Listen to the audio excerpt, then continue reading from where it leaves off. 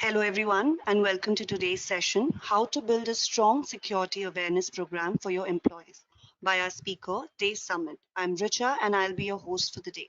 Before we get started, I'd like to go over a few house rules. For our attendees, the session will be in listen-only mode and will last for an hour, out of which last 10 minutes will be dedicated to Q&A. If you have any questions during the webinar to organizer or panelists, please post your query in the Q&A window. Also, if you face any audio video challenges, please check your internet connections or you may log out and log in again. An important announcement for certificate of attendance. Participant needs to attend the complete webinar to qualify for the certificate of attendance. Participants should fill in the survey form with the attendee's thank you email and answer the 3 questions based on the webinar provided with the right answers within the same day. If these 2 criteria are met, then only the participant will receive the certificate of attendance within 5 to 7 working days after the webinar. About our speaker, Dave has 40 years of experience in information technology for both the federal and private sectors. He concentrated primarily in information security, network, and engineering operations, and for the last 18 years on cybersecurity initiatives. His experience includes developing and implementing robust cybersecurity management programs, including cyber risk management initiatives. Dave held the position of technical representative for a major missile defense program, security data custodian, information system security officer, data and configuration manager, and change control chairman with the Department of Defense. His private sector positions have ranged from cyber operations manager to chief information security officer. Dave serves as an advisory board member for the Center of Cyber Safety and Education, Markman Technical College, and the Pasco Hernando Community College. In addition, Dave is currently a fellow with the Institute of Critical Infrastructure Technology, ICIT, and a former member of the Forbes Technology Council. During his role as Chief Information Security Officer at Moffitt Cancer Center and Research Institute, Dave was recognized as one of the Hospital and Health System CISO to know by Becker's Hospital Review each year from 2018 through 2020 awards, including 2017 ISC Southeast Executive of the Year finalist, 2017 ISC Southeast People's Choice Award, and 2019 ISC Southeast Executive of the Year nominee, and the 2019 EC Council International CISO of the Year. They speak at various cybersecurity events throughout the country on topics ranging from building security teams, cyber awareness, and risk management to the roles and responsibility of CISOs. Without any further delay, I would hand over the session to you, Dave. Thank you very much, and I certainly appreciate the opportunity here to bring some information to a lot of people that are curious and want to learn more about cyber. This is an area of special interest of mine. I love to build security programs. I love to build security awareness programs. So I'm hoping that I can give you at least a tidbit of information that you can take from this and go off and help build your own program. And I should say good morning, good afternoon, and good evening, because we have a wide range of attendees from across the globe, as well as the different types of people. So we're going to try to hit something for a little bit of everyone. So how to build a strong security awareness program for your employees. This obviously is an area where we have a lot of people that in the industry, there's some people that say awareness training programs are not very effective, and others say that they're very effective. I'm on the side of if an awareness program is created properly and used properly, it is one of the most effective parts of a cybersecurity program that any organization can build. So part of this presentation is what I would like for you to the objective of this is to try to get you to understand why security awareness training is needed, and then we'll kind of go through some of the basic building blocks of the program.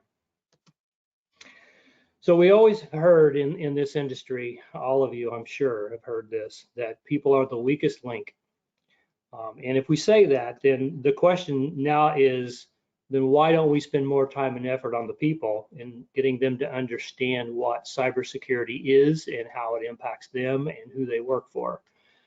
That alone, to me, is the biggest reason why we need to be spending more time in training of our users, just so they can get an understanding of what the problems can be when they're using technology. So with that said, I want to point out something that's very important from a well-known person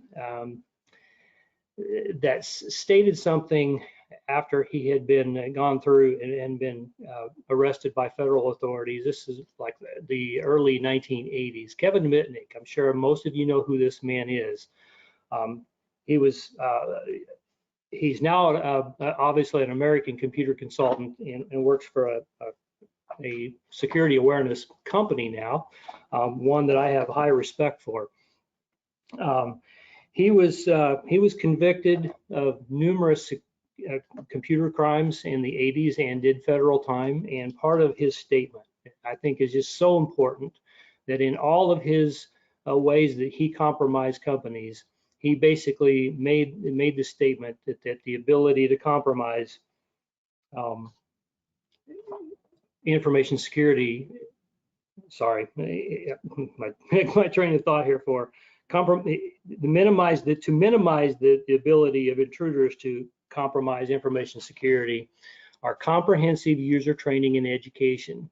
And he went on to say that the company's policies and procedures just does not work because people are willing to bypass policies and procedures that are in place so that they can be compromised. And that really holds true even today.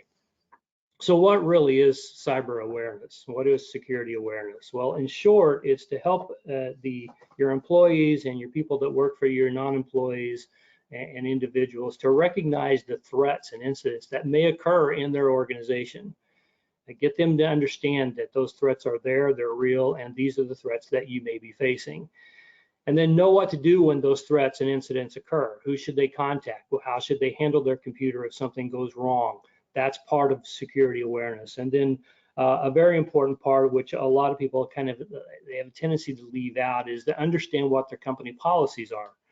Without good security, without policies, you really can't provide good security of any organization. So company policies are very, very important. And then finally, part of the what awareness is that they need to realize that they are a target. Anyone that uses computers and technology is a potential target. And that's one of the things that we try to get across during a really good awareness training. So security awareness training basically accomplishes three things.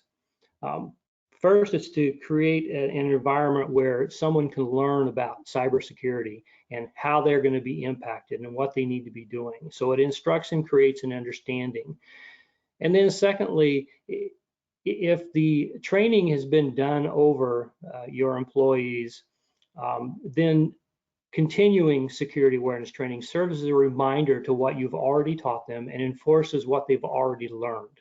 And that's something that we need to keep in mind when we're doing training for cyber, and that is to constantly remind our users that it's there, that threats are there, and that they are continuously going to be a target.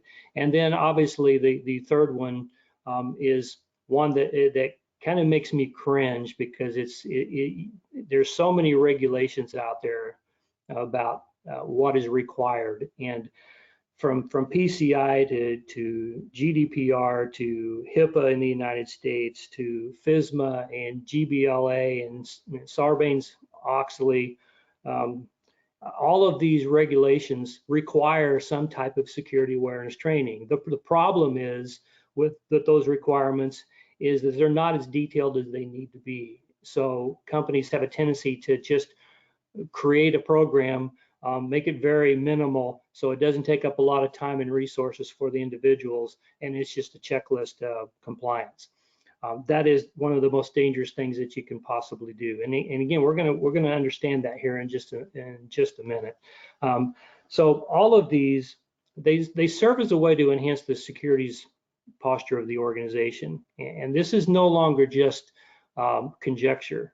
This has now been proven that a good security awareness program actually helps an organization become better in their security posture. So the primary goal for any type of security awareness program is to change behavior. That is the single main goal of a program. People's behavior is based upon their principles and their values. An effective program helps the user adopt their organizational values. Again, that's why you go back to policy when you're talking about an awareness program. Your awareness message is persuasive when you select information that the user perceives as relevant in terms of their values. If they don't believe that it fits their values, people will not do it. And if they don't feel like it's relative to them, they have a tendency not to learn or just ignore some of the things. So that's also part of the awareness program. So when I look at security awareness, specifically security training, I like looking at it in a standpoint that there's three main things to a good security program, and that's your people, the processes, and the technology. And underlying all of that is security training. If people aren't trained in these areas, then you don't have a solid foundation to build a good program on. And why I like using it is merely for this fact. A faulty foundation won't be exposed immediately, but will be exposed eventually. Think about that for a minute. If you are not building the basics into any cyber program or your training program, then eventually that's going to unravel and there's going to be holes poked in it and you're going to have something to collapse or some event to happen. And typically what we're seeing today with a lot of these ransomware events that have occurred and other incidents that occurred and data loss, if you dig deep into that and you do the forensics on the event, you're going to find that one of two things have happened. Either the technology or the process is really broken down and it wasn't correct to begin with, or the underlying cause is going to be the person did something that they either shouldn't have done intentionally or unintentionally, or that they didn't know they should not have done that, which is where training comes in. So if you're not getting that solid foundation built, the whole program eventually will cause a problem for your organization. This is why I am so adamant about cybersecurity awareness training being a key component of any cyber program, and it has to be built. We'll get more into that in just a minute. So for this presentation, we're actually going to focus on the people side of this. And that is where when I start talking about what we're going to be training and who we're training, it is the people portion of this, of the foundation. So, that said, a program should be focused on three categories of people. Now, there's no training, there's not one size fits all training in this area. The reason for that is you have different types of people and different different categories of people that do different things in the organization. You have basically those three categories of people are your users, your employees and non-employees, and I'm speaking of those people that are your normal users of technology, of the data that you have going. That's one category of people. The second category of people, which often gets overlooked, is the IT personnel, are the IT personnel. Those are the people who deploy and maintain the technology.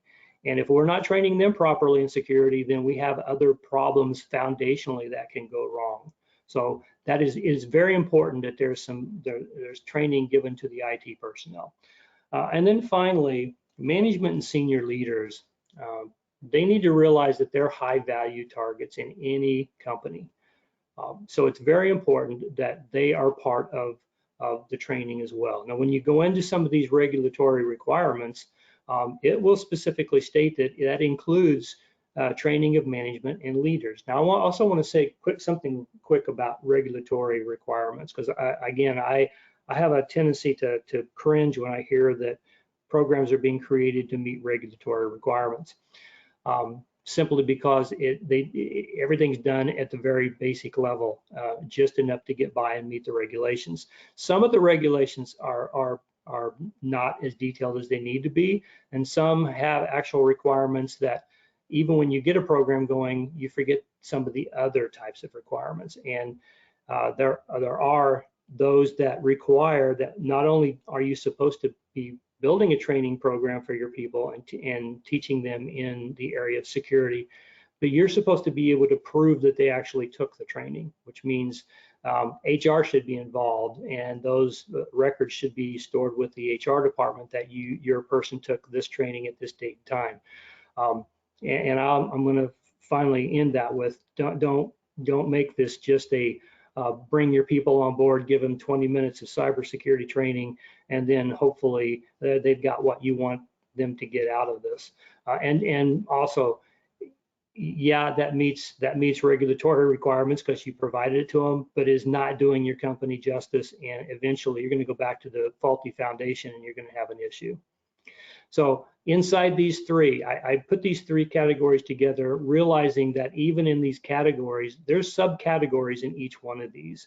For example, on your users, you're going to have a different set of people doing different things in your company that other people don't do. So you're going to have to tailor that just a little bit for the types of the users. When it comes to IT, you've got administrative users and you have other types of users in the IT department. You need to really tailor some cybersecurity training around those that have elevated privileges and administrative privileges, getting them to understand why those accounts are highly valued and need to be protected. And then when back to the management and senior leaders, there's a couple of reasons why you really want to train those people specific. One of those is that they are being targeted. They're just no ifs, ands, or buts about it. You can go to any company and you can find business email compromises that come in and other types of attempts to get through into an organization through the senior leaders. But the second part of that is that you really need the senior leaders and management of your company on board with awareness training, because the rest of the users and the rest of the employees in the company, if they're looking at their senior leaders and their management and they're not taking it seriously, more often than not, then your users are not going to be taking it seriously. So that's another reason why you want to specifically get management and senior leaders involved. So creating an awareness program involves three things. Making training relevant. Again, it is very important that you make this a personal type of training. People will listen when they believe that it can impact them personally. Not just for the company, but them personally. And specifically, what I like to do when I created it is not just personally, but what can they take away from my awareness program that they can take home and help protect their children or their family. And once you start getting it that way, you really start finding a lot of buy-in from your users. So that's why you make it personal. And then finally, make the training fun. Don't make it to where it's just a talking head and you're looking out over your audience and half of them are yawning and they're not even paying attention. You've got to make it fun and you have to make it interesting. It's a proven fact that the more people have fun in learning, the longer they will retain the information. So with that said, I'm going to go immediately into some recommendations that I have in creating a good, solid, basic building block of your program.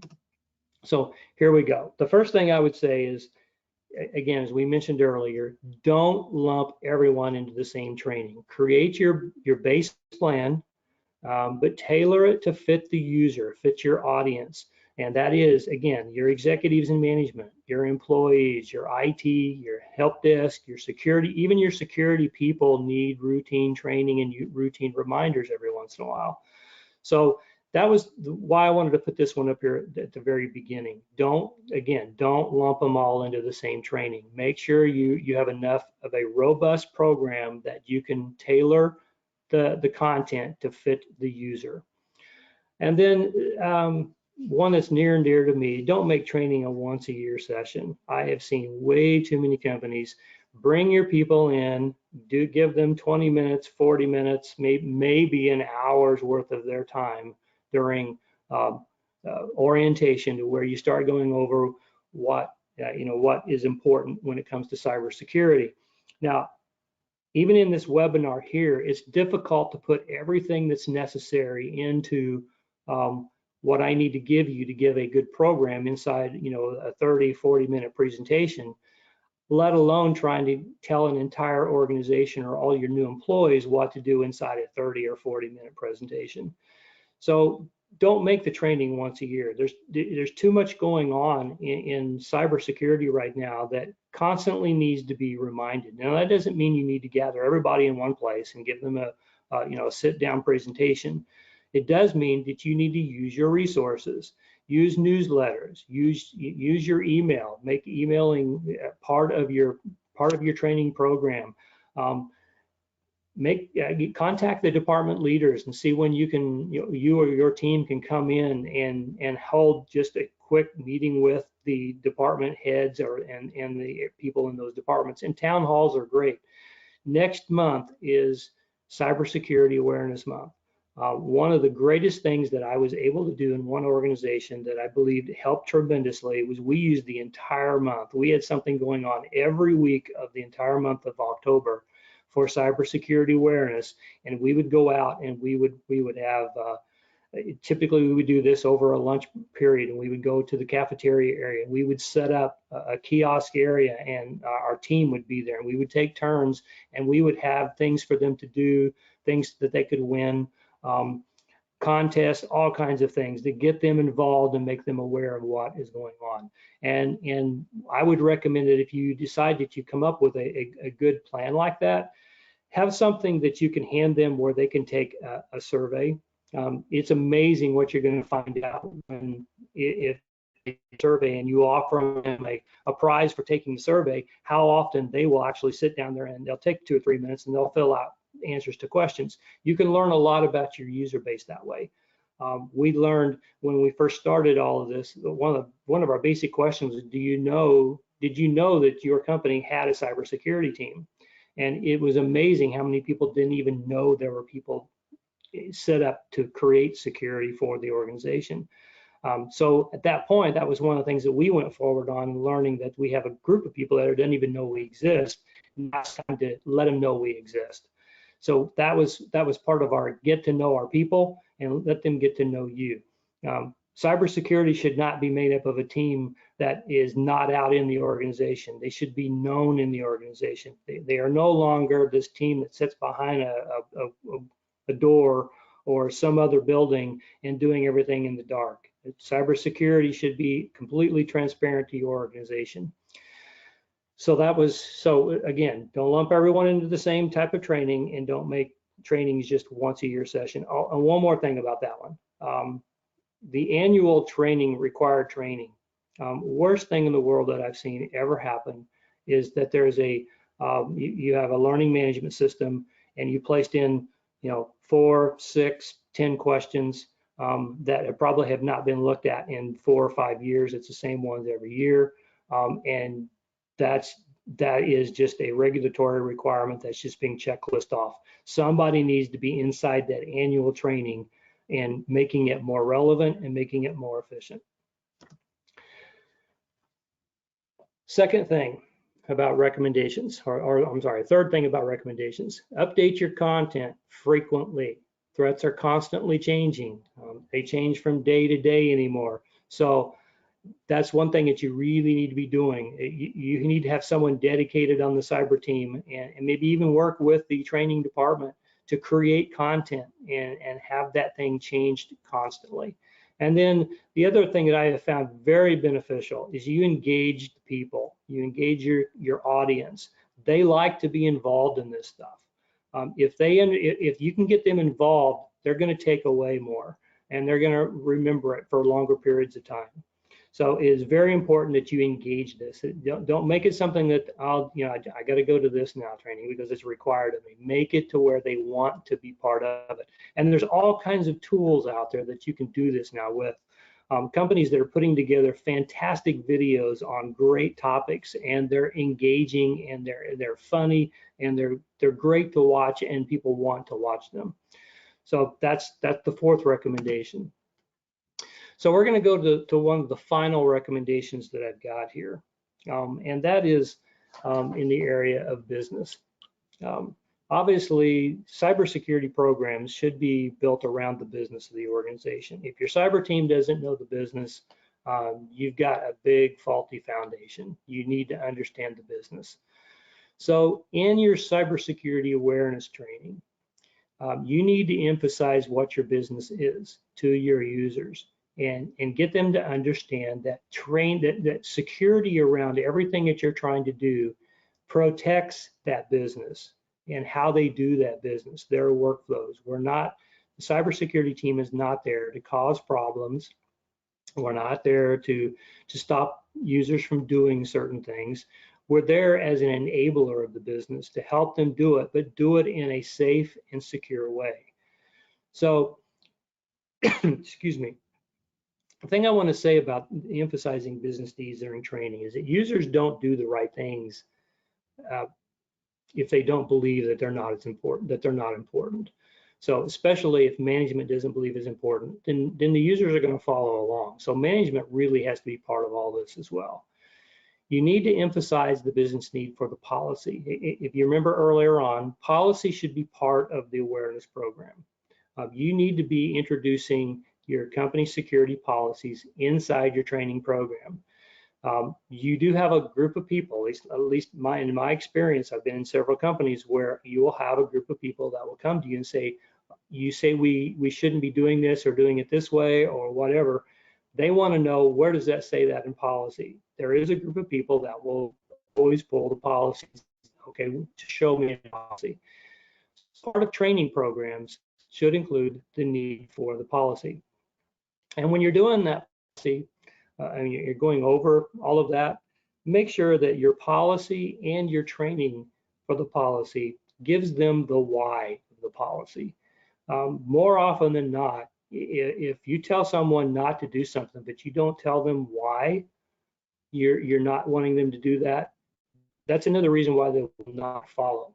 They need to understand why.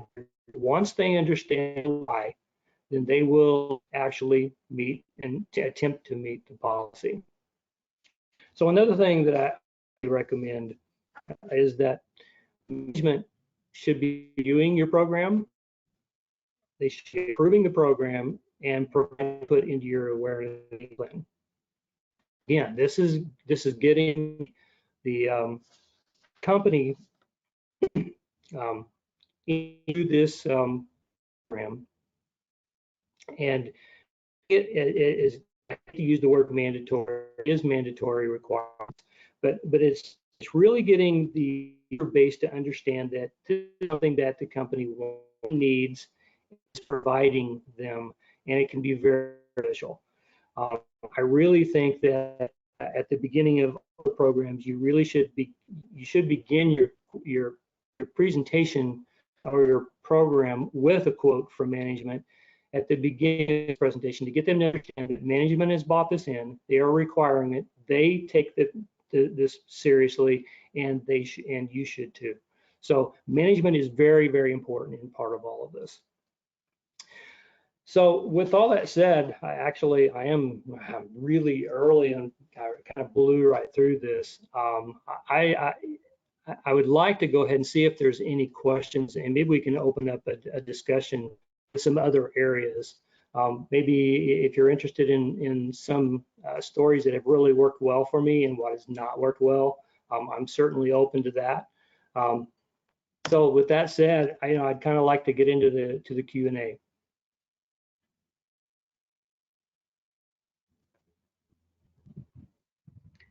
Thank you very much, Dave, for such an insightful, informative session. That was a very interesting webinar, and we hope it was worth your time.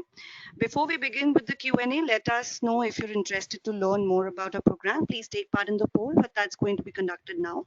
Our concerned person will get in touch with you regarding the interest. Now, they will answer some questions. So the first question which we have here is, it's by Arvind Sibo. How do you deal with decreasing participation rate with a classic awareness training solution that uses videos and quiz? So I'm assuming that the question is that you have some tools out there and you have brought them into the program and you've got people looking at them, but over time people tend to not stay up with it. And I think that's what I'm hearing the question be. It goes back to a couple of things. One, that to me that means I would go back and look at what have I got, what kind of a program and videos do I have, and is it something that is now become kind of what can I say, boring to them. This stuff changes constantly, which is why I say training has to change constantly. The way you get things across has to change constantly. I would never have the same program at the end of the year as I had at the beginning of the year. You kind of read your people. You need to learn what works and what doesn't work. People have a very low attention span, which is another reason why I don't have long webinars. Because people just have a tendency to tune out really quick if they don't see that as value to them. That brings up a good reminder for me, talking about how I kept people engaged. There's a couple of things that I've done that worked really well. One, when I started having the program itself hit them very personal about how this could apply to your family, and in some cases people that had children, how you could get that to understand that they could be protecting their children at home, was very key for to keep their engagement, because they don't think much about themselves, but I'll guarantee you most people, when it comes to their family, that's when it comes very personal for them, and they will be very intent on listening. So kind of take some of the things that we do in cyber, like a great one that I remember, a good story. Here's a good story about training at home.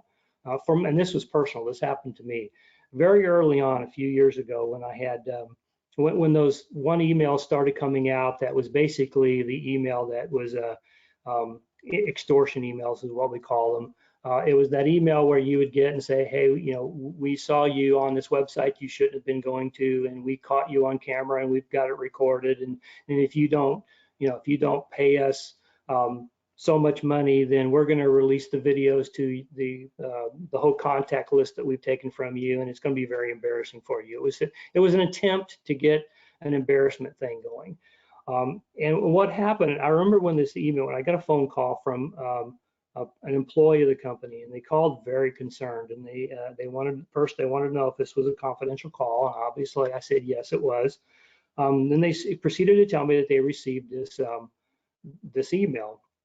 Well, this is when it was first starting out, so we had to really be careful of whether or not it was legitimate or just a phishing attempt. So when they started telling me what the content of the email request was they might have on the person, I had to finally say, well, the first thing I've got to ask you, is there any truth to this? And as awkward as it was and embarrassing as it was, the answer the user came back to me and said, yes, it's possible they could have something on me. So I took on a whole different way of looking at it. But the point is, when you bring the training back to the individual, how it could impact their personal life, you're going to get greater buy-in. So which now fast forward a few days, I'm at home, and at the time my son was 13 years old. He came to me one day and he said, Dad, he said, is it possible for someone to take over your web camera on your computer? And I thought it was a strange question, right? So I said, well, yes, it is possible. Now, in your case, with what I've got going, it's probably not probable, but it is possible. But my curiosity got to me. And so I said, okay, so why are you asking this question? And basically he stated that, well, I said, I received an email in my personal email account stating that they saw me visiting websites that I shouldn't be visiting. And they were going to do things that I didn't want them to do. So I kind of chuckled, and my first question back to him is, well, were you doing that? So it was kind of a learning moment, and I used that opportunity to teach him that this is where we're going with emails. It's phishing attempts. Not everything that you get in your email is going to be valid, but you need to pay attention to those that might be valid. So going back to the original question, yes, I think what you need to do is reevaluate what you have that people are not having a tendency to come back to. and see if that needs to be let go and something else needs to be put into its place. Any other questions? Yes, Dave. So this question is by Yort. Which framework is recommended that should measure the effectiveness of the awareness program and its maturity? That's a really good question. And in all honesty, I have not found a great framework when it comes to metrics. You have a lot of different organizations that will make recommendations and provide you with metrics on cyber awareness. And you'll have companies that sell specific things like phishing, for instance. They have a whole program. They'll do phishing on your organization, and they'll keep statistics of how many people are doing phishing, and then provide them training, and then how many people will fall for phishing attacks after training. What I found best is what do you really want to measure?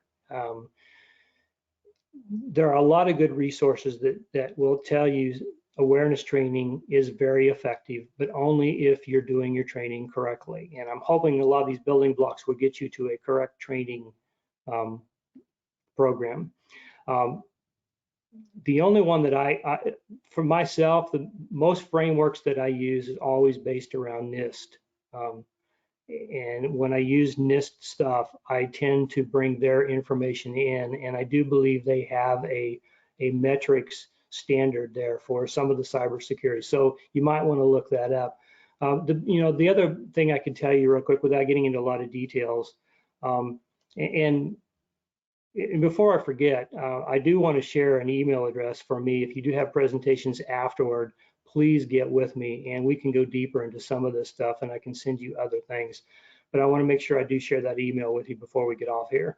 And that's just kind of go Google awareness training metrics and see what other companies are doing. What worked for one company may not work for your company or may not work for you.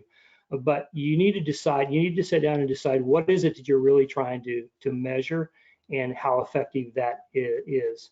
I wish I had a much clearer one on this, but the area of metrics for cybersecurity is a very tough field, and it's very hard to get something well defined.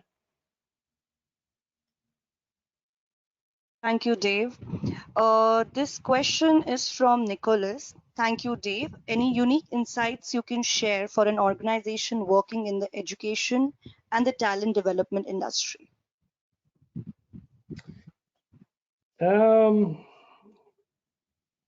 Yeah, that's to me, that's a really open question. So I'm not sure exactly where you might be going with this. If you would, can you be a little more specific on your question, and they might look for it. In the meantime, for the education side of this, I would, one of the greatest things that I think that I did, that my team has done, is has gone out and kind of made contact with other education places, other universities in the area, and tried to work a way to give the students experience. Because what we're seeing in a lot of cases is that from a standpoint of education, we're having a lot of people going through education and they're not getting experience, but they're coming out with these fantastic degrees. When they get into the workforce, you almost have to retrain them on what you need to do. So, and I'm not sure that that was your question or not, but I'm gonna kind of go this route with this. I think it's very important for a collaborative effort to be done with cyber teams and the local education organizations that may be in your area. And that is to reach out to them and work on some type of even a short-term few-week internship where you can bring people that are trying to learn into your organization and learn cybersecurity from an experience standpoint. Again, I'm not sure that's what you're asking, so if you've clarified the question, I would like to hear the clarification.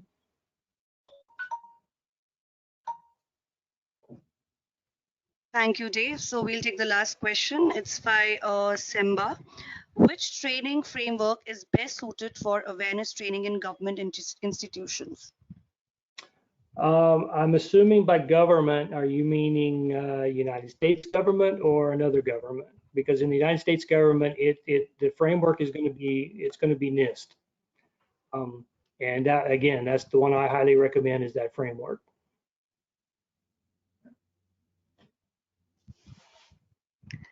Thank you again, Dave, for answering those questions and for the great presentation and the knowledge shared to the global audience. It was a pleasure to have you with us, and we're really looking forward for more and more sessions with you. Before we conclude the webinar, Dave, would you like to give a message to our audiences? Yeah, I would. I appreciate your attention. I know that it's difficult sometimes to get into webinars due to workloads, and I really do appreciate the time and just the fact that you are eager and willing to listen to what I have to say. I do want to share my email address, please, and it is Dave@Summitt. It's SUMMITT.net. For any questions that you may have after the fact, please don't, feel free to email me and I will get back with you as fast as I possibly can. But it's been a pleasure and I've certainly enjoyed it.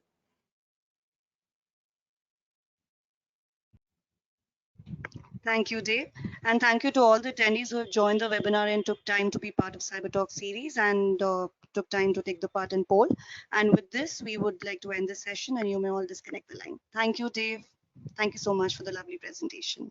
Really Thank looking you. forward for more and more sessions with you. Have a great day.